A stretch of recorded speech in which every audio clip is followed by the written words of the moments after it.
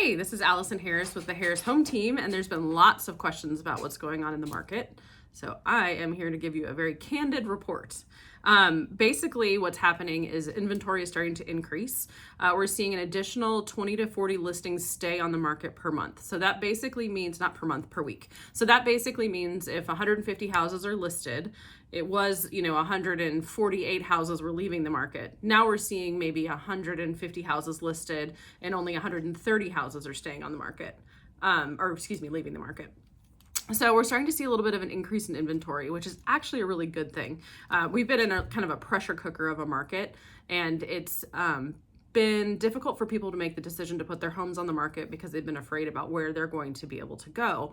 A balanced market or a healthy market is 4 or 6 months of inventory, and we've been sitting at like 15 days of inventory on, and now we're, close to a month and a half. So we're still severely in a seller's market, but as the interest rates have started to climb and affordability has gotten a little bit more tight, because monthly payments are starting to go up based on interest rates, the market's starting to settle down a little bit. This is great for a lot of people. This will enable people to list their homes and not feel like it's going to sell immediately. We may start seeing, so they'll have time to find the next home. We may kind of like a traditional sale where you would put your house on the market, and then as soon as it would go under contract, you'd go and you'd find another home. Or even when you were listing it, you could still start to shop because people are going to start accepting contingencies again, and it's going to start, feeling a little bit more normalized. That being said, interest rates took a big leap over the weekend. Rachel, we were like 5.5 last week, and we're at 6% now. Yes, worse for investors. Yes. So the investor rates are even creeping higher.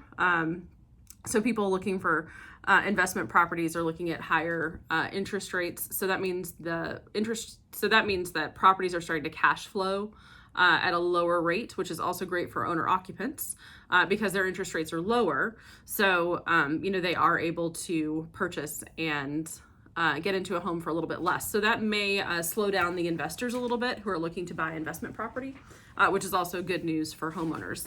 So even though it feels a little tenuous and odd and strange, because things are definitely starting to change. If you, look at Zillow every night, you may see that more listings are starting to stay on the market.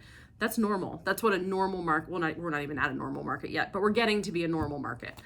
So that's something to not be afraid of, just kind of lean into it. And if you're looking to list your house and buy another home, you may find yourself in a much better position than you would have been a few months ago. The other thing to take into consideration, we're going to start seeing ARMs, adjustable rate mortgages again. You may get a slightly lower rate on an ARM, and it may be a 3-year or a 5-year or 7-year ARM, and then you may need to refinance, or if you're planning to sell in that amount of time, it may make sense for you to go with the lower interest rate. So there's lots of different things to take into consideration. I think that we might start hearing about loan assumptions and some other things, and we'll see some creative financing. So just kind of buckle up and let's see where this market takes us.